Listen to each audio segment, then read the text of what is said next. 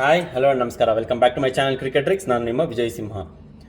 Already ನಾವು ಇವಾಗ 6 ಟೀಮ್ದು ಪ್ರಿವ್ಯೂನ complete ಮಾಡಿದ್ವಿ. ಇವಾಗ 7ನೇ ಟೀಮ್ಗೆ ಕಾಲಿಡ್ತಾ ಇದ್ದೀವಿ. ಅದು ಯಾವುದು ಅಂತಂದರೆ ಡೆಲ್ಲಿ ಕ್ಯಾಪಿಟಲ್ಸ್ ಕೂಡ ಇದುವರೆಗೂ ಒಂದು ಕಪ್ ಕೂಡ ಗೆದ್ದಿಲ್ಲ. ಡೆಲ್ಲಿ ಕ್ಯಾಪಿಟಲ್ಸ್ ಇರ್ಬೋದು, ಪಂಜಾಬ್ ಕಿಂಗ್ಸ್ ಇರ್ಬೋದು, ಅಥವಾ RCB ಅವರು ಇರ್ಬೋದು, ಇದುವರೆಗೂ ಒಂದು ಕಪ್ಪು ಗೆದ್ದಿಲ್ಲ. ಬಟ್ ಡೆಲ್ಲಿ ಕ್ಯಾಪಿಟಲ್ಸ್ದು ಅತ್ಯುತ್ತಮ ಪ್ರದರ್ಶನ ಯಾವಾಗ ಬಂದಿತ್ತಪ್ಪ ಅಂತ ಕೇಳಿದ್ರೆ 2020ರಲ್ಲಿ ಅಂತ ಹೇಳ್ತೀನಿ. ಯಾಕೆ ಅಂತಂದರೆ ಅವರು ಅವಾಗ ಫೈನಲ್ಸ್ ಮುಟ್ಟಿರ್ತಾರೆ.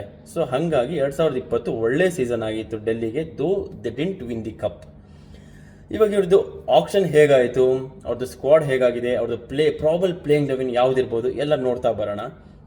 ಅವ್ರಿಗೆ ಒಳ್ಳೆ ಆಕ್ಷನ್ನೇ ಆಯಿತು ಹೇಳಬೇಕು ಅಂತಂದರೆ. ಅದಕ್ಕಿಂತ ಮುಂಚೆ ಅವ್ರದ್ದು 4 ರಿಟೆನ್ಷನ್ಗಳಿರುತ್ತೆ, ಯಾವ್ದು ಅಂತ ನೋಡ್ತಾ ಬರೋಣ. ಅಕ್ಷರ್ ಪಟೇಲ್ನ 16.25 ಕೋಟಿಗೆ ರಿಟೈನ್ ಮಾಡ್ಕೊತಾರೆ. ಕುಲ್ದೀಪ್ ಯಾದವ್ನ 13,25,00,000ಕ್ಕೆ ರಿಟೈನ್ ಮಾಡ್ಕೊತಾರೆ. ಟ್ರಿಸ್ಟನ್ ಸ್ಟಬ್ಸ್ನ 10 ಕೋಟಿಗೆ ರಿಟೈನ್ ಮಾಡ್ಕೊತಾರೆ. ಅಭಿಷೇಕ್ ಪೋರೆಲ್ನ 4 ಕೋಟಿಗೆ ರಿಟೈನ್ ಮಾಡ್ಕೊತಾರೆ. ಅಭಿಷೇಕ್ ಪೋರೆಲ್ನ 4 ಕೋಟಿಗೆ ರಿಟೈನ್ ಮಾಡ್ಕೊಂಡಿದ್ದಾರೆ ಅಂತಂದರೆ ಅನ್ಕ್ಯಾಪ್ ಪ್ಲೇಯರ್ ಅಂತ ಅರ್ಥ. ಎಸ್, 16.25 ಕೋಟಿಗೆ ರಿಟೈನ್ ಮಾಡ್ಕೊಂಡಂಥ ಅಕ್ಷರ್ ಪಟೇಲ್ನ ಇವಾಗ ಇತ್ತೀಚೆಗೆ ಬಂದಿರೋ ಸುದ್ದಿ ಪ್ರಕಾರ ಇವರು 18ನೇ ಸೀಸನ್ನು 2025ರಲ್ಲಿ ನಾಯಕ ಅನ್ನೋ ಪಟ್ಟ ಕೂಡ ಕೊಟ್ಟಿದ್ದಾರೆ ಅಕ್ಷರ್ ಪಟೇಲ್ ಅವ್ರಿಗೆ. ಅದಕ್ಕಿಂತ ಮುಂಚೆ KL ರಾಹುಲ್ ಅವ್ರನ್ನ ಕೂಡ ಇವರು ಕೇಳ್ತಾರೆ, ಏನಪ್ಪ ನಾಯಕ ಆಗ್ತೀಯಾ ಡೆಲ್ಲಿ ಕ್ಯಾಪಿಟಲ್ಸ್ಗೆ ಅಂತ. KL ರಾಹುಲ್ ಖಡಾಖಂಡಿತವಾಗಿ ಹೇಳ್ತಾರೆ, ಇಲ್ಲ ನಾನು ಒಂದು ಇಂಡಿವಿಜುವಲ್ ಕಾಂಟ್ರಿಬ್ಯೂಟರ್ ಆಗಿರ್ತೀನಿ, ಬಟ್ ಕ್ಯಾಪ್ಟನ್ಸಿ ನಂಗೆ ಬೇಡ, ನಾನು ಫುಲ್ ಫ್ರೀಡಮಿಂದ ಆಡೋದಕ್ಕೆ ಇಷ್ಟಪಡ್ತೀನಿ, ಯಾವುದೇ ಥರದ್ದು ನನಗೆ ಆಬ್ಲಿಗೇಷನ್ಸ್ಗಳು ಬೇಡ ಅಂತ ಖಡಾಖಂಡಿತವಾಗಿ ಹೇಳ್ಬಿಡ್ತಾರೆ ಫ್ರಾಂಚೈಸಿಗೆ. ಸೊ ಹಾಗಾಗಿ ಅಕ್ಷರ್ ಪಟೇಲ್ನ ಕೇಳ್ತಾರೆ. ಅಕ್ಷರ್ ಪಟೇಲ್ ಹಲವಾರು ವರ್ಷದಿಂದ ಇಂಟರ್ನ್ಯಾಷನಲ್ ಕ್ರಿಕೆಟ್ ಆಡಿರೋರು, ಹಲವಾರು ಡೊಮೆಸ್ಟಿಕ್ ಲೀಗ್ ಆಡಿರೋರು. ಸೊ ಹಾಗಾಗಿ ಎಕ್ಸ್ಪೀರಿಯನ್ಸ್ಗೇನು ಕೊರತೆ ಇಲ್ಲ. ಅವರು ಖುಷಿಯಿಂದ ಒಪ್ಕೊತಾರೆ ಕ್ಯಾಪ್ಟನ್ಸಿ ಪಟ್ಟಾನ. ಸೊ ಅಕ್ಷರ್ ಪಟೇಲ್ ಕ್ಯಾಪ್ಟನ್ಸಿನ ಹೇಗೆ ನಿಭಾಯಿಸ್ತಾರೆ IPL ಅಲ್ಲಿ, ಇದೊಂಥರ ತುಂಬ ಇಂಟ್ರೆಸ್ಟಿಂಗ್ ಅಂತಲೇ ಹೇಳಬೇಕು. ಸೊ ನೋಡೋಣ, ಇಂಟ್ರೆಸ್ಟಿಂಗ್ ಆಗಿರುತ್ತೆ ಈ ವರ್ಷ ಡೆಲ್ಲಿ ಕ್ಯಾಪಿಟಲ್ಸ್ ಅವ್ರದ್ದು. ಒಬ್ಬ ಬೌಲರಿಗೆ ಕೊಡೋದು ಕ್ಯಾಪ್ಟನ್ಸಿನ ಒಂದು ತುಂಬ ಅತ್ಯುತ್ತಮ ಮೂವ್ ಅಂತಲೇ ನಾನು ಹೇಳ್ತೀನಿ.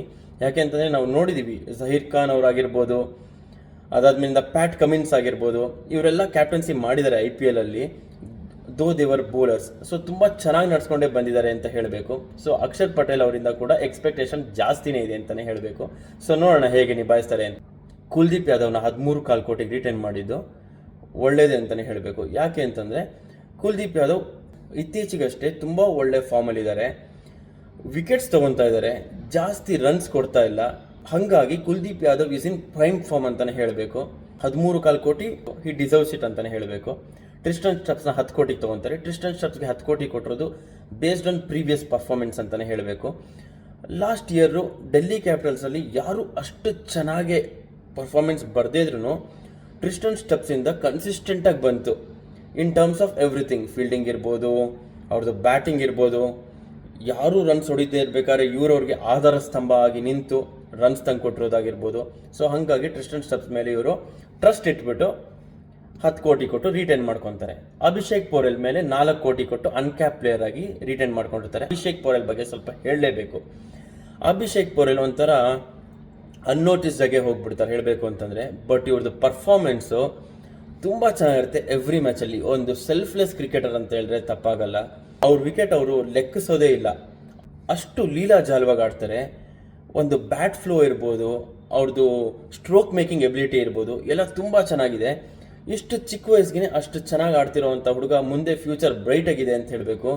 ಇಂಥವರೆಲ್ಲ ಟೀಮ್ ಇಂಡಿಯಾಗೆ ಬರಬೇಕು ಅಂತ ಕೂಡ ನಾವು ಆಶಿಸೋಣ.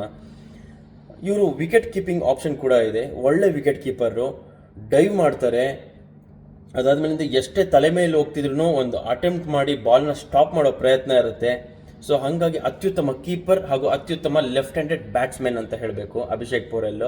ಫಿಯರ್ಲೆಸ್ ಕ್ರಿಕೆಟರ್ ಎಲ್ಲದಕ್ಕಿಂತ. ಯಾರು ಬೌಲರ್ ಅಷ್ಟು ಹೆಸರುವಾಸಿ, ನಾನು ರೆಸ್ಪೆಕ್ಟ್ ಕೊಟ್ಟಾಡಬೇಕು ಆ ಥರ ಎಲ್ಲ ಇಲ್ಲ. He will start from the ball ಒನ್ನಿಂದನೇ ಇಂಟೆಂಟ್ ಇರುತ್ತೆ, ಅಗ್ರೆಸಿವ್ ಇಂಟೆಂಟ್ ಇರುತ್ತೆ ಅಭಿಷೇಕ್ ಪೋರೆಲ್ದು. ತುಂಬ ಬ್ರೈಟ್ ಫ್ಯೂಚರ್ ಇದೆ ಈ ಹುಡುಗಂಗೆ, ಅಭಿಷೇಕ್ ಪೋರೆಲ್ಗೆ. ಇವಾಗ ಟಾಪ್ ಬೈಸ್ ನೋಡ್ತಾ ಬರೋಣ. KL ರಾಹುಲ್ನ 14 ಕೋಟಿ ಕೊಟ್ಟು ತೊಗೊತಾರೆ. ಇದೊಂದು ಸ್ವಲ್ಪ ಆಶ್ಚರ್ಯ ಅಂತಲೇ ಹೇಳಬೇಕು. RCBನೂ ಸ್ವಲ್ಪ ಹೋಗ್ತಾರೆ KL ರಾಹುಲ್ ತೊಗೊಳ್ಳೋಣ ಅಂತ, ಬಟ್ ಒಂದು ಮಟ್ಟ ತಲುಪ್ತಿದ್ದಂಗೆ ಬೇಡಪ್ಪ ಅಂತ ಹೇಳಿಬಿಟ್ಟು ಸುಮ್ಮನಾಗ್ಬಿಡ್ತಾರೆ. ಬಟ್ ಡೆಲ್ಲಿ ಅವ್ರು ಹಂಗೆ ಬಿಡಲ್ಲ. ಡೆಲ್ಲಿಯವರು ಶತಾಯಗತಾಯ ನಮ್ಮ KL ರಾಹುಲ್ ಬೇಕೇ ಬೇಕು ಅಂತ 14 ಕೋಟಿವರೆಗೂ ಹೋಗ್ತಾರೆ. ಬಟ್ ಸ್ಟಿಲ್ ನಾವೆಲ್ಲ ಏನು ಎಕ್ಸ್ಪೆಕ್ಟ್ ಮಾಡಿದ್ವಿ ಅಂತಂದರೆ ಇವಾಗ ಶ್ರೇಯಸ್ ಅಯ್ಯರ್ ಅದಾದ್ಮೇಲಿಂದ ರಿಷಬ್ ಪಂತ್ ಅವರೆಲ್ಲ ಹೇಗೆ 25 ಕೋಟಿಗಿಂತ ಜಾಸ್ತಿ ಹೋದ್ರು, ಅದೇ ಥರನೇ KL ರಾಹುಲ್ ಅವರು 20 ಕೋಟಿಗಿಂತ ಜಾಸ್ತಿ ಹೋದ್ರು ಅಂತ ಅನ್ಕೊಂತೀವಿ. ಹಾಗೆಲ್ಲ ಏನಾಗಲ್ಲ. 14 ಕೋಟಿಗೆ ಡೆಲ್ಲಿ ಕ್ಯಾಪಿಟಲ್ಸ್ ಅವ್ರಿಗೆ ಸಿಕ್ಬಿಡುತ್ತೆ. ಇದೊಂಥರ ಸ್ಟೀಲ್ ಡೀಲ್. ಡೆಲ್ಲಿ ಕ್ಯಾಪಿಟಲ್ಸ್ಗೆ 14 ಕೋಟಿಗೆ KL ರಾಹುಲ್ ಸಿಕ್ಕಿದ್ದು. KL ರಾಹುಲ್ ಕ್ಯಾಪ್ಟನ್ಸಿ ಒಪ್ಕೊಳ್ದೇ ಇರ್ಬೋದು, ಬಟ್ ಅವ್ರದ್ದು ಇನ್ಪುಟ್ಸ್ ಇದ್ದೇ ಇರುತ್ತೆ, ಸದಾ ಇದ್ದೇ ಇರುತ್ತೆ. ಅವ್ರನ್ನ ಅವರು ಲೀಡರ್ಶಿಪ್ ರೋಲಲ್ಲಿ ಇಟ್ಕೊಂತಾರೆ. ಅಕ್ಷರ್ ಪಟೇಲ್ ಕ್ಯಾಪ್ಟನ್ ಆಗಿದ್ರು ಆಗ KL ರಾಹುಲಿಂದ ಎಲ್ಲ ಥರದ ಇನ್ಪುಟ್ಸ್ ತೊಗೊಂತಾರೆ. ಯಾಕೆಂತಂದರೆ ಅವ್ರಿಗಿರೋವಂಥ ಅಪಾರವಾದ ಇಂಟರ್ನ್ಯಾಷನಲ್ ಎಕ್ಸ್ಪೀರಿಯನ್ಸು, ಅಪಾರವಾದ IPL ಕ್ಯಾಪ್ಟನ್ಸಿ ಎಕ್ಸ್ಪೀರಿಯನ್ಸು.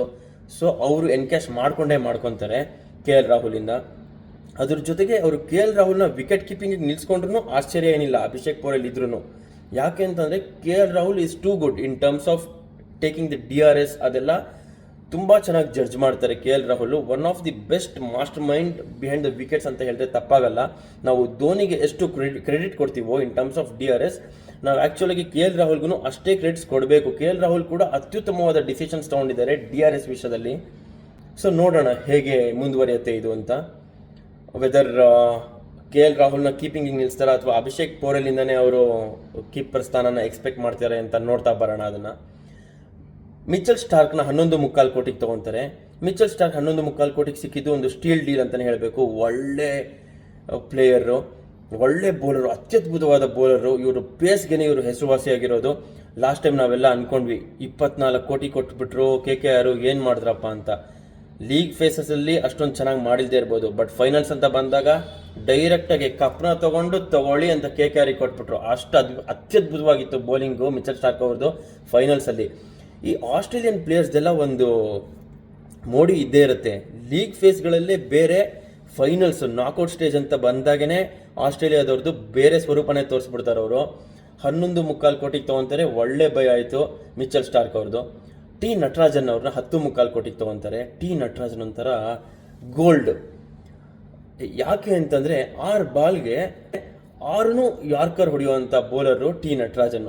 ಅಷ್ಟು ಅವರು ಪ್ರಾಕ್ಟೀಸ್ ಮಾಡೋದೇ ಆ ಅಕ್ಯುರಸಿಯಿಂದ. ಎಲ್ಲರೂ ವಿಕೆಟ್ಗಳು ಇಟ್ಕೊಂಡು ಸಿಂಗಲ್ ವಿಕೆಟ್ ಇಟ್ಕೊಂಡು ಪ್ರಾಕ್ಟೀಸ್ ಮಾಡಿದ್ರೆ ಟಿ ನಟರಾಜನ್ ಅವ್ರದ್ದು ತುಂಬ ಸಿಂಪಲ್ ಪ್ರಾಕ್ಟೀಸು. ಏನೂ ಇಲ್ಲ, ಒಂದು ಶೂ ಇಟ್ಕೊತಾರೆ, ಆ ಶೂಗೆ ಪ್ರತಿ ಬಾಲು ಆ ಶೂಗೆ ಬೀಳೋ ಥರ ಯಾರ್ಕರ್ ಪ್ರಾಕ್ಟೀಸ್ ಮಾಡ್ತಾರೆ ಇವ್ರು ಪ್ರಾಕ್ಟೀಸ್ ಸೆಷನ್ಸಲ್ಲೂ ಕೂಡ. ಅಷ್ಟು ಸಿಂಪಲ್ ಆಗಿ ಇಟ್ಕೊತಾರೆ ಇವ್ರ ಗೇಮ್ನ. ಸೊ ಹಾಗಾಗಿ ಇವ್ರದ್ದು ಅಕ್ಯುರಸಿ ಅಷ್ಟು ಚೆನ್ನಾಗಿದೆ, ಯಾವುದು ಕಾಂಪ್ಲಿಕೇಶನ್ಸ್ ಇಲ್ಲ, ತುಂಬ ಸಿಂಪಲ್ಲು ಟಿ ನಟರಾಜನ್ ಅವ್ರದ್ದು ಪ್ರಾಕ್ಟೀಸು. ಸೊ ಹಾಗಾಗಿ ಅವ್ರ ಮೈಂಡ್ನ ಅವರು ತುಂಬ ಸ್ಥಿಮಿತದಲ್ಲಿ ಇಟ್ಕೊಂಡಿರೋದ್ರಿಂದ ಅವ್ರದ್ದು ಅಕ್ಯುರಸಿ ಅಷ್ಟು ಚೆನ್ನಾಗಿದೆ. ಟಿ ನಟರಾಜನ್ ಅವರು ಪ್ಲೇಯಿಂಗ್ ಲೆವೆನಲ್ಲಿ 100% ಇದ್ದೇ ಇರ್ತಾರೆ, unless until if there is any injury concerns. Jake Fraser ಮೆಗರ್ಕ್ನ ತೊಗೊತಾರೆ. JFM ಅಂತಲೇ ಹೆಸರುವಾಸಿಯಾಗಿರೋ ಜೇಕ್ ಫ್ರೇಸರ್ ಮೆಗರ್ಕ್ನ 9 ಕೋಟಿಗೆ RTM ಮಾಡ್ಕೊತಾರೆ ಇವರು. ಪ್ರೀವಿಯಸ್ಲಿ ಕೂಡ ಡೆಲ್ಲಿನಲ್ಲೇ ಇರ್ತಾರೆ, ಇವಾಗ 9 ಕೋಟಿಗೆ RTM ಮಾಡ್ಕೊತಾರೆ. JFMನ ನಾವು ಪ್ರೀವಿಯಸ್ IPL ಅಲ್ಲಿ ನೋಡಿದ್ವಿ, ಬಡಾರ್ ಅಂತ ಹೊಡೆಯೋ ಪ್ಲೇಯರು. 5 ಬಾಲ್ಗೆ 10 ರನ್ನು, 5 ಬಾಲ್ಗೆ 20 ರನ್ನು, 10 ಬಾಲ್ಗೆ 30 ರನ್ನು, ಈ ಥರ ಹೊಡೆದು ಔಟ್ ಆಗೋ ಪ್ಲೇಯರ್. ಇವ್ರು ಏನಾರು ಕಂಟಿನ್ಯೂ ಮಾಡಿದ್ರು, ಒಂದು 20 ಬಾಲ್ 25 ಬಾಲ್ ಆಡ್ಬಿಟ್ರು ಅಂತಂದರೆ 50-55 ರನ್ಗಂತೂ ಮೋಸ ಇಲ್ಲ. But currently considering the current form ಇವರು ಅಷ್ಟು ಫಾರ್ಮಲ್ಲಿ ಇಲ್ಲ ಅಂತಲೇ ಹೇಳಬೇಕು. ಬಟ್ IPL ಅಂತ ಬಂತು ಅಂತಂದರೆ ಅದ್ರ ಫೀವರೇ ಬೇರೆ, ಅದರ ಆಟನೇ ಬೇರೆ. ಸೊ ನೋಡೋಣ JFM ಏನು ಮಾಡ್ತಾರೆ ಅಂತ. ಮುಖೇಶ್ ಕುಮಾರ್ ನಾನು one of the most favourite bowlers ನನಗೆ. ತುಂಬ ಜನ ಅಷ್ಟೊಂದಾಗಿ ನೋಟಿಸ್ ಮಾಡಿಲ್ಲ, ಬಟ್ ಮುಖೇಶ್ ಕುಮಾರ್ ಅವ್ರದ್ದು ಎಬಿಲಿಟಿ ಪೊಟೆನ್ಷಿಯಲ್ ತುಂಬ ಚೆನ್ನಾಗಿದೆ. ಅಷ್ಟಿಲ್ಲದೆ 8 ಕೋಟಿಗೆ RTM ಮಾಡ್ಕೊಳ್ಳಲ್ಲ ಡೆಲ್ಲಿ ಕ್ಯಾಪಿಟಲ್ಸ್ ಅವರು. ಮುಖೇಶ್ ಕುಮಾರ್ಗೆ ಲೈನ್ ಆ್ಯಂಡ್ ಲೆಂತ್ ತುಂಬ ಚೆನ್ನಾಗಿದೆ, ಅಕ್ಯುರೇಸಿ ತುಂಬ ಚೆನ್ನಾಗಿದೆ, ಯು ಮಿಸ್ ಐ ಹಿಟ್ ಅನ್ನೋ ಸ್ಟಫ್ ತುಂಬ ಚೆನ್ನಾಗಿದೆ. ಇವರು ತೆಗೆದಿರೋ ವಿಕೆಟ್ಗಳೆಲ್ಲನೂ ನಾವು ನೋಡ್ತಾ ಬಂದರೆ ಮೋಸ್ಟ್ ಆಫ್ ದ ವಿಕೆಟ್ಸ್ ಬೋಲ್ಡಲ್ಲೇ ಆಗಿದೆ. ಸೊ ಇದೇ ತೋರಿಸುತ್ತೆ ಅವ್ರದ್ದು ಅಕ್ಯುರಸಿ ಏನು ಅಂತ. ಸೊ ಮುಖೇಶ್ ಕುಮಾರ್ನ 8 ಕೋಟಿಗೆ RTM ಮಾಡ್ಕೊತಾರೆ. ಅದಾದಮೇಲಿಂದ ಇವ್ರದ್ದು ನೆಕ್ಸ್ಟ್ ಯಾರ್ಯಾರನ್ನ ತೊಗೊಂಡ್ರು ಅಂತ ನೋಡ್ತಾ ಬರೋಣ. ಹ್ಯಾರಿ ಬ್ರೂಕ್ನ 6.25 ಕೋಟಿಗೆ ತೊಗೊತಾರೆ. ಬಟ್ ಹ್ಯಾರಿ ಬ್ರೂಕ್ 2 ವರ್ಷ ಬ್ಯಾನ್ ಕೂಡ ಹೋಗ್ತಾರೆ. ಬಿಕಾಸ್ ಆಫ್ ಲಾಸ್ಟ್ ಇಯರಲ್ಲೂ ಕೈ ಕೊಟ್ಟಿರ್ತಾರೆ, ಈ ವರ್ಷನೂ ಕೈ ಕೊಡ್ತಾರೆ ಆಪ್ಷನ್ ಮುಗಿದ ಮೇಲೆ. ಸೊ ಹಾಗಾಗಿ BCCI ಅವರು ಹೊಸ ರೂಲ್ಸ್ಗಳು ತಂದಿದ್ದಾರೆ. ಇಲ್ಲೆಲ್ಲ ಆಟ ಆಡೋದಕ್ಕೆ ಚಾನ್ಸೇ ಇಲ್ಲಪ್ಪ, ದೆರ್ ಈಸ್ ನೋ ಟಾಲರೆನ್ಸ್ ಅಂತ ಒಂದು ಸ್ಟ್ರಿಕ್ಟ್ ಮೆಷರ್ ತೊಗೊಂಬಂದ್ಬಿಟ್ಟು ಹ್ಯಾರಿ ಬ್ರೂಕ್ ಅವ್ರನ್ನ 2 ವರ್ಷ ಬ್ಯಾನ್ ಮಾಡಿದ್ದಾರೆ. ಅಶುತೋಷ್ ಶರ್ಮನ್ನ 3,80,00,000 ತೊಗೊತಾರೆ. ಅಶುತೋಷ್ ಶರ್ಮಾ ಮೇಲೆ RCB ಅವರು ಕೂಡ ಬಿಡ್ ಮಾಡ್ತಾರೆ. ಬಟ್ ಯಾವಾಗ 3 ಕೋಟಿ ಮೇಲೆ ಹೋಗ್ಬಿಡುತ್ತೆ, ಅಶುತೋಷ್ ಶರ್ಮಾ ಅವರು 3,80,00,000ಕ್ಕೆ ಡೆಲ್ಲಿ ಕ್ಯಾಪಿಟಲ್ಸ್ ಪಾಲಾಗ್ತಾರೆ. ಸೊ ಇವ್ರೂ ಎಲ್ಲ ಚಾನ್ಸಸ್ ಇದೆ ಪ್ಲೇಯಿಂಗ್ ಲೆವೆನಲ್ಲಿ. ಅಶುತೋಷ್ ಶರ್ಮಾ ಅವ್ರ ಬಗ್ಗೆ ನಾವು ಸ್ವಲ್ಪ ಹೇಳಲೇಬೇಕು. ಲಾಸ್ಟ್ ಇಯರಲ್ಲಿ ನೋಡಿದ್ವಿ, ಪಂಜಾಬ್ ಕಿಂಗ್ಸಲ್ಲಿ ಇದ್ರು ಇವರು. ಶಶಾಂಕ್ ಸಿಂಗ್ ಜೊತೆ ಅಶುತೋಷ್ ಶರ್ಮಾ ಹೇಗೆ ಪರ್ಫಾರ್ಮ್ ಮಾಡಿದ್ದಾರೆ ಅಂತ ನೋಡ್ತಾ ಬಂದಿದ್ವಿ. ಪಂಜಾಬ್ ಕಿಂಗ್ಸಲ್ಲಿ 4-5 ವಿಕೆಟ್ ಹೊಟ್ಟೋಗಿರುತ್ತೆ, ಏನು ಅಂತ ರನ್ಸ್ಗಳು ಬಂದಿರಲ್ಲ. ಬಟ್ ಅದಾದ್ಮೇಲಿಂದ ಶಶಾಂಕ್ ಸಿಂಗ್, ಅದಾದ್ಮೇಲಿಂದ ಅಶುತೋಷ್ ಶರ್ಮಾ ಎಂಥ ಒಂದು ಭರವಸೆ ಹುಟ್ಟಿಸ್ಕೊಡ್ತಾರೆ. ಎಷ್ಟೊಂದು ಮ್ಯಾಚ್ಗಳು ಗೆದ್ದು ಕೊಟ್ಬಿಡ್ತಾರೆ, ಇನ್ನು ಕೆಲವೊಂದು ಕ್ಲೋಸ್ ಫಿನಿಶ್ ತನಕ ಹೋಗಿ ಎಡುತ್ತಾರೆ. ಅದಾದಮೇಲೆ ಫಸ್ಟ್ ಇನ್ನಿಂಗ್ಸಲ್ಲಿ ಒಳ್ಳೆ ಸ್ಕೋರ್ನ ಕಲೆ ಹಾಕೋದಕ್ಕೂ ಹೆಲ್ಪ್ ಮಾಡಿದ್ದಾರೆ ಅಶುತೋಷ್ ಶರ್ಮಾ ಆಮೇಲೆ ಶಶಾಂಕ್ ಸಿಂಗ್ನ ರಿಟೈನ್ ಮಾಡ್ಕೊತಾರೆ ಪಂಜಾಬ್ ಕಿಂಗ್ಸು. ಬಟ್ ಅಶುತೋಷ್ ಶರ್ಮಾನ ಬಿಟ್ಕೊಟ್ಬಿಡ್ತಾರೆ ಡೆಲ್ಲಿ ಕ್ಯಾಪಿಟಲ್ಸ್ಗೆ ಪಂಜಾಬ್ ಅವರು. ಬಟ್ ಈ ವರ್ಷ ಕೂಡ ಅದೇ ಪರ್ಫಾರ್ಮೆನ್ಸ್ನ ಅಶುತೋಷ್ ಶರ್ಮಾ ಕೊಡೋಕ್ಕಾಗತ್ತಾ ಡೆಲ್ಲಿ ಕ್ಯಾಪಿಟಲ್ಸ್ಗೆ? ಕುತೂಹಲದಿಂದ ನೋಡಬೇಕಾಗತ್ತೆ. ಅದನ್ನು ಕುತೂಹಲ ಹುಟ್ಟಿಸಿದೆ ಕೂಡ ಅದು. ಮೋಹಿತ್ ಶರ್ಮಾ ಅವ್ರನ್ನ 2,20,00,000 ತೊಗೊತಾರೆ. ಮೋಹಿತ್ ಶರ್ಮಾ ಒಂದು ಹಳೆ ಹುಲಿ ಅಂತ ಹೇಳಬೇಕು. He will be very very handy with the ball. ನಾವು ಹೆಂಗೆ ಭುವನೇಶ್ವರ್ ಕುಮಾರ್ ಅವ್ರುಗಳನ್ನೆಲ್ಲ ನೋಡ್ತಿದ್ದೀವೋ ಅದೇ ಲಿಸ್ಟಲ್ಲೇ ಬರ್ತಾರೆ ಮೋಹಿತ್ ಶರ್ಮಾ ಅವರು ಕೂಡ. ಪೇಸ್ ಇಲ್ಲದೆ ಇರ್ಬೋದು, but line and length, swing, accuracy ಎಲ್ಲ ತುಂಬ ಚೆನ್ನಾಗಿದೆ. ಒಳ್ಳೆ ಹೆಸರುವಾಸಿಯಾಗಿರೋ ಬೌಲರು. ತುಂಬ ಇಂಟರ್ನ್ಯಾಷನಲ್ ಎಕ್ಸ್ಪೀರಿಯನ್ಸ್ ಇಲ್ಲದೆ ಇರ್ಬೋದು, ಬಟ್ ಸ್ಟಿಲ್ IPL ಎಕ್ಸ್ಪೀರಿಯನ್ಸ್ ತುಂಬ ಇದೆ ಮೋಹಿತ್ ಶರ್ಮಾಗೆ. ಸೊ ನೋಡೋಣ, ಇಂಟರ್ನ್ಯಾಷನಲ್ ಎಕ್ಸ್ಪೀರಿಯನ್ಸ್ ಕೂಡ ಇದೆ, ಅದನ್ನು ನಾವು ಕಡೆಗಣಿಸಬಾರ್ದು. ಫ್ಯಾಫ್ ಡು ಪ್ಲೆಸಿಸ್ನ 2 ಕೋಟಿಗೆ ತೊಗೊತಾರೆ. ಫ್ಯಾಫ್ ಡು ಪ್ಲೆಸಿಸ್ ಬಗ್ಗೆ ಹೇಳಬೇಕು. ಫ್ಯಾಫ್ ಡು ಪ್ಲೆಸಿಸ್ ನಮ್ಮ RCBನಲ್ಲಿ ಹಲವಾರು ವರ್ಷದಿಂದ ಇದ್ದವರು, ಕ್ಯಾಪ್ಟನ್ ಆದವರು. ಅದಾದಮೇಲೆ CSK ಕೂಡ ರೆಪ್ರೆಸೆಂಟ್ ಮಾಡಿದ್ದಾರೆ. CSKನಲ್ಲೂ ಹಲವಾರು ವರ್ಷದಿಂದ ಆಡಿದವರು, ಓಪನಿಂಗ್ ಸ್ಲಾಟಲ್ಲಿ ಆಡೋರು, ಒಳ್ಳೆ ಸ್ಟ್ರೈಕ್ ರೇಟಲ್ಲಿ ಆಡೋರು, ಗನ್ ಫೀಲ್ಡರು. ಸೊ RCB ಅವರು ಈ ವರ್ಷ ಬಿಟ್ಕೊಡ್ತಾರೆ. ಡೆಲ್ಲಿ ಕ್ಯಾಪಿಟಲ್ಸ್ ಅವರು ಖುಷಿಯಿಂದ 2 ಕೋಟಿಗೆ ತೊಗೊತಾರೆ. ಸಮೀರ್ ರಿಜ್ವಿ ಅವ್ರನ್ನ 95,00,000 ತೊಗೊತಾರೆ. ಸಮೀರ್ ರಿಜ್ವಿ ಅವರು CSKನಲ್ಲಿದ್ದರು. CSK ಅವರು ಬಿಟ್ಕೊಟ್ಬಿಡ್ತಾರೆ ಈ ವರ್ಷ. ಬಟ್ ಇವಾಗ ಇತ್ತೀಚೆಗೆ ಅವ್ರದ್ದು practice sessions, inter squad competitions ಎಲ್ಲ ಆಗ್ತಿರ್ಬೇಕಾದ್ರೆ ಸಮೀರ್ ರಿಜ್ವಿ ತುಂಬ ಚೆನ್ನಾಗಿ ಆಡ್ತಾ ಇದ್ದಾರೆ, ರೆಡ್ ಹಾಟ್ ಫಾರ್ಮಲ್ಲಿ ಇದ್ದಾರೆ ಅಂತೆಲ್ಲ ಕೇಳಿ ಬರ್ತಾ ಇದೆ. ಸೊ ನೋಡೋಣ Sameer Rizvi playing level chance ಸಿಕ್ಕಿದ್ರೆ ಯಾವ ಥರ ಧಮಾಕ ಮಾಡ್ತಾರೆ ಅಂತ. ಡೊನೋವನ್ ಫೆರಾರಾನ 75,00,000 ತೊಗೊತಾರೆ. ಡೊನೋವನ್ ಫೆರಾರಾ ಬೇಸಿಕಲಿ ಬಂದ್ಬಿಟ್ಟು ಸೌತ್ ಆಫ್ರಿಕಾ ಮೂಲದವರು.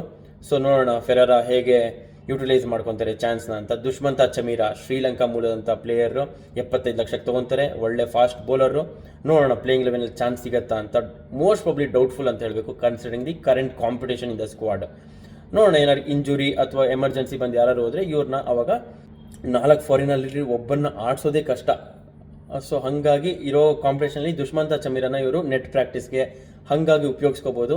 ಪ್ಲೇಯಿಂಗ್ ಲೆವೆನಲ್ಲಿ ಮೋಸ್ಟ್ ಪ್ರಾಬ್ಲಿ ಡೌಟ್ಫುಲ್ಲು.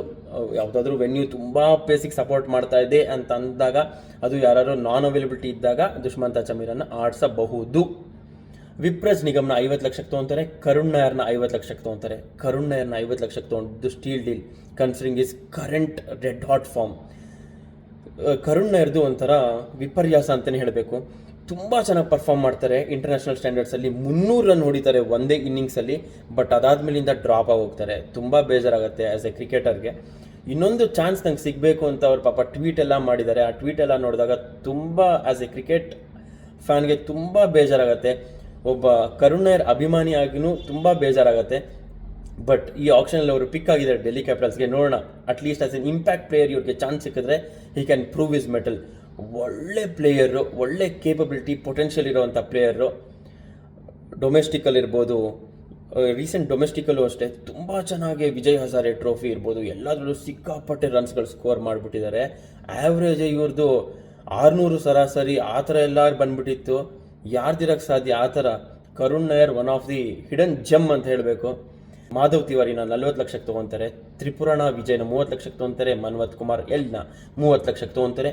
ಅಜಯ್ ಮಂಡಾಲ್ನ 30,00,000 ತೊಗೊತಾರೆ. ದರ್ಶನ್ ನಲ್ಕಂಡೆನ 30,00,000 ತೊಗೊತಾರೆ. ದರ್ಶನ್ ನಲ್ಕಂಡೆನ ನಾವು ನೋಡಿದ್ದೀವಿ ಪ್ರೀವಿಯಸ್ ಸೀಸನ್ಸಲ್ಲೆಲ್ಲ, ರೀಸೆಂಟಾಗಿ ಪರ್ಫಾರ್ಮ್ ಮಾಡ್ಕೊಂಡು ಬಂದಿರೋ ಪ್ಲೇಯರು. ದರ್ಶನ್ ನಲ್ಕಂಡೆನ ನಾವು TNPL ಅಲ್ಲೂ ನೋಡಿದೀವಾ ಅಂತ ನಂಗೆ ಡೌಟು. ಸೊ ನೋಡಬೇಕು ದರ್ಶನ್ ನಲ್ಕಂಡೆ TNPL ಅಲ್ಲಿ ಏನಾರು ಆಡಿ ಆ ಎಕ್ಸ್ಪೀರಿಯನ್ಸ್ ಕೂಡ ಇದೆಯಾ ಅಂತ. Anyways, coming back to the playing eleven of Delhi Capitals ನೋಡ್ತಾ ಬರೋಣ.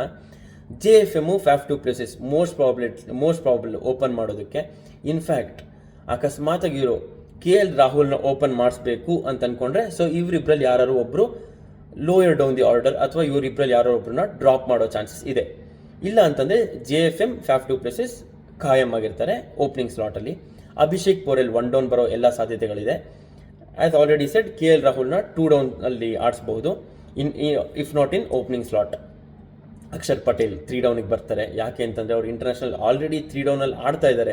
ಸೊ ಅದೇ ಸ್ಥಾನದಲ್ಲಿ ಅವರು ಅತ್ಯುತ್ತಮವಾದ ಪ್ರದರ್ಶನ ತೋರಿಸ್ತಿರ್ಬೇಕಾದ್ರೆ ವೈ ನಾಟ್ ಅದೇ ಸ್ಥಾನದಲ್ಲಿ ಮುಂದುವರಿಯೋದು, ವೈ ನಾಟ್ ಅಂತ ಹೇಳ್ತೀನಿ. ಸೊ 3 ಡೌನಲ್ಲೇ ಆಡಲಿ ಅಕ್ಷರ್ ಪಟೇಲ್.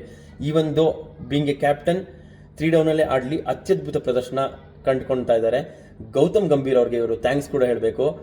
ಗೌತಮ್ ಗಂಭೀರ್ ಅವರೇ ನೋಟಿಸ್ ಮಾಡಿ 3 ಡೌನಲ್ಲಿ ಇವ್ರನ್ನ ಪ್ರಮೋಟ್ ಮಾಡಿರೋದು. ಸೊ ಅದೇ ಪೊಸಿಷನಲ್ಲಿ ಆಡಲಿ ಅಂತ ನನ್ನ ಅಭಿಪ್ರಾಯ. ಟ್ರಿಸ್ಟನ್ ಸ್ಟಬ್ಸ್ನ ಇವರು ಫಿನಿಷರ್ ರೋಲ್ ಆಗಿ ನೋಡ್ತಾ ಇದ್ದಾರೆ. ಅದಾದ್ಮೇಲಿಂದ ಇವ್ರದ್ದು ಅತ್ಯದ್ಭುತ ಬೋಲಿಂಗ್ ಲೈನಪ್ ಶುರು ಆಗುತ್ತೆ. ಮಿಚೆಲ್ ಸ್ಟಾರ್ಕ್, ನಾನು ಆಲ್ರೆಡಿ ಇವ್ರ ಬಗ್ಗೆ ಸುಮಾರು ಮಾತಾಡ್ಬಿಟ್ಟಿದ್ದೀನಿ. Gun bowler, yorker hitting ability ಇರುವಂಥ ಬೌಲರು. ಕುಲ್ದೀಪ್ ಯಾದವ್, ನಮ್ಗೆ ಗೊತ್ತಿರೋ ಹಾಗೆ ಇಂಟರ್ನ್ಯಾಷನಲ್ ಎಕ್ಸ್ಪೀರಿಯನ್ಸ್ ತುಂಬ ಇರೋ ಬೌಲರು, ವಿಕೆಟ್ ಟೇಕಿಂಗ್ ಬೌಲರು, ಇನ್ನೇನು ಬೇಕು IPL ಅಲ್ಲಿ. ಮುಖೇಶ್ ಕುಮಾರ್, ಆಲ್ರೆಡಿ ನಾನು ಹೇಳಿದ್ದೀನಿ, ಅಕ್ಯುರಸಿ ತುಂಬ ಚೆನ್ನಾಗಿದೆ ಈ ಬೌಲರ್ದು. ಸೊ ಹಾಗಾಗಿ 8 ಕೋಟಿ ಕೊಟ್ಟು RTM ಮಾಡಿಕೊಂಡು ರಿಟೈನ್ ಮಾಡ್ಕೊಂಡಿರೋದು. ಮೋಹಿತ್ ಶರ್ಮಾ ಅವ್ರನ್ನ ಮೋಸ್ಟ್ ಪ್ರಾಬ್ಲಿ ಇಟ್ಕೊತಾರೆ considering his overall experience. T Natarajan, yorker king ಅಂತಲೇ ನಾನು ಹೇಳೋಕ್ಕೆ ಇಷ್ಟಪಡ್ತೀನಿ. ಅಷ್ಟು 6 ಬಾಲ್ಗೆ 6 ಯಾರ್ಕರ್ ಹೊಡೆಯುವಂಥ ಅಕ್ಯುರಸಿ ಇರುವಂಥ ಬೌಲರು ಟಿ ನಟರಾಜನ್. ಸೊ ಹಾಗಾಗಿ ಇವ್ರನ್ನ ಪ್ಲೇಯಿಂಗ್ ಲೆವೆನಲ್ಲಿ ಆಡಿಸ್ತಾರೆ. ಅಶುತೋಷ್ ಶರ್ಮಾ ಅಥವಾ ಕರುಣ್ ನಾಯರ್ ಇಬ್ಬರಲ್ಲಿ ಯಾರು ಒಬ್ಬರನ್ನ ಇಂಪ್ಯಾಕ್ಟ್ ಪ್ಲೇಯರ್ ಆಗಿ ತೊಗೊತಾರೆ. ಸೊ ಇದು ಒಂಥರ ಬಿಸಿ ತುಪ್ಪ, ಇದು ಉಗುಳಂಗೂ ಇಲ್ಲ ನುಂಗಂಗೂ ಇಲ್ಲ. ಅಶುತೋಷ್ ಶರ್ಮಾ ಇವಾಗ ಎಮರ್ಜ್ ಆಗ್ತಿರೋವಂಥ ಟ್ಯಾಲೆಂಟು. ಲಾಸ್ಟ್ ಇಯರ್ ತುಂಬ ಚೆನ್ನಾಗಿ ಪರ್ಫಾರ್ಮ್ ಮಾಡ್ಕೊಂಡ್ಬಂದಿದ್ದಾರೆ. ಅಶುತೋಷ್ ಶರ್ಮನ್ನ ಇವರು ಇಂಪ್ಯಾಕ್ಟ್ ಪ್ಲೇಯರ್ ಆಗಿ ಉಪಯೋಗಿಸ್ಕೊತಾರ, ಅಥವಾ ಕರುಣ್ ನಾಯರ್ನ ತುಂಬ ಎಕ್ಸ್ಪೀರಿಯನ್ಸ್ ಇದೆ ಅಂತ ಹೇಳ್ಬಿಟ್ಟು ಕರುಣ್ ನಾಯರ್ನ ಆಡಿಸ್ತಾರೆ. ಕರುಣ್ ನಾಯರ್ನ ಆಡಿಸದೇ ಇದ್ರೂ ಒಂಥರ ಬೇಜಾರಾಗುತ್ತೆ. ಯಾಕೆಂತಂದರೆ ಇವರು ಪ್ರೀವಿಯಸ್ಲಿ ಏನೇನು ಮಾಡ್ಕೊಂಡು ಬಂದಿದ್ದಾರೆ ಇಂಟರ್ನ್ಯಾಷನಲಲ್ಲಿ, ಅದಾದ್ಮೇಲೆ ಡೊಮೆಸ್ಟಿಕ್ಕಲ್ಲಿ ಎಷ್ಟೆಷ್ಟೆಲ್ಲ ಕಷ್ಟಪಟ್ಕೊಂಡು ಬಂದಿದ್ದಾರೆ ಅನ್ನೋದು ನೋಡ್ತಾ ಇದ್ರೆ ಕರುಣ್ ನಾಯರ್ಗೂ ಚಾನ್ಸ್ ಸಿಗಬೇಕು ಅಂತ ಅನ್ಸುತ್ತೆ. ಸೊ ನೋಡೋಣ ಇಬ್ಬರಲ್ಲಿ ಯಾರಿಗೆ ಚಾನ್ಸ್ ಸಿಗ್ತಾ ಹೋಗುತ್ತೆ ಅಂತ. ಇಬ್ರಿಗೂ ಚಾನ್ಸ್ ಸಿಕ್ಲಿ ಒಂದೊಂದು ಮ್ಯಾಚಲ್ಲಿ, so that they can prove their mettle ಅಂತ ಹೇಳಕ್ಕೆ ಇಷ್ಟಪಡ್ತೀನಿ. ಇಷ್ಟೆಲ್ಲ ಹೇಳಿ, having said all this, Delhi Capitals ಅವ್ರಿಗೆ 2025 ಅದೃಷ್ಟ ಒಲಿದು ಬರುತ್ತಾ ಅಂತ ಕೇಳಿದ್ರೆ, ಎಸ್, ಇವ್ರದಲ್ಲಿ ಫೈರ್ ಪವರ್ ಎಲ್ಲ ಇದೆ, ಒಪ್ಕೋತೀನಿ. ಬಟ್ ಆದರೆ ಫಿನಿಷಿಂಗ್ ರೋಲಲ್ಲಿ ಯಾಕೋ ಒಂದು ಸ್ವಲ್ಪ ಮಿಸ್ ಹೊಡಿತಾ ಇದೆ ಅಂತ ಹೇಳಬೇಕು. ಅಂಥ ಒಳ್ಳೆ ಫಿನಿಷರ್ ಯಾರೂ ಕಾಣಿಸ್ತಾ ಇಲ್ಲ. ಇವಾಗ ನಾವೆಲ್ಲರನ್ನೂ ನೋಡ್ತಾ ಬಂದ್ವಿ, ಎಲ್ಲರದ್ದು ಒಂದು ಆ್ಯಂಕರಿಂಗ್ ರೋಲ್ ಇರ್ಬೋದು, ಓಪನಿಂಗಲ್ಲಿ ದಡಾಬಡ ಅಂತ ಹೊಡೆಯೋ JFM ಅವ್ರು ಇರ್ಬೋದು, ಎಲ್ಲ ಇರ್ಬೋದು. ಬಟ್ ಫಿನಿಷಿಂಗ್ ರೋಲಲ್ಲಿ ಸ್ವಲ್ಪ ಯಾಕೋ ಮಿಸ್ ಹೊಡಿತಾ ಇದೆ ಇವ್ರದ್ದು. ಸೊ ಹಾಗಾಗಿ ಫಿನಿಷರ್ ರೋಲ್ ಇಲ್ಲದೆ ಇರೋ ಕಾರಣ DC ಅವರು ಅತ್ಯದ್ಭುತ ಪ್ರದರ್ಶನನ ಓಪನಿಂಗ್ ಸ್ಲಾಟಲ್ಲಿ ತೊಗೋಬೇಕು, ಇಲ್ಲ ಮಿಡಲ್ ಆರ್ಡರಲ್ಲೇ ತೊಗೋಬೇಕು. ಯಾಕೆ ಅಂತಂದರೆ ಇವ್ರದ್ದು ಬೌಲಿಂಗ್ ಲೈನಪ್ ತುಂಬ ಬೇಗ ಶುರು ಆಗೋಗುತ್ತೆ. ಹಾಗಾಗಿ ಫಿನಿಷರ್ ಕೊರತೆ ಇರೋದ್ರಿಂದಾಗಿ ಸ್ವಲ್ಪ ಮಿಸ್ ಹೊಡಿತಾ ಇದೆ DC ಅವ್ರದ್ದು. ಎಸ್, ನೆಕ್ಸ್ಟ್ ವಿಡಿಯೋದಲ್ಲಿ ನಮ್ಮ ಮಿಕ್ಕಿರೋ 3 ಟೀಮ್ನ ಕನ್ಕ್ಲೂಡ್ ಮಾಡಿ ಅದಾದ್ಮೇಲಿಂದ RCB versus KKR match preview ಮಾಡೋಣ. ಎಲ್ಲರೂ ಹೀಗೆ ಚಾನಲ್ ನೋಡ್ತಾ ಇರಿ.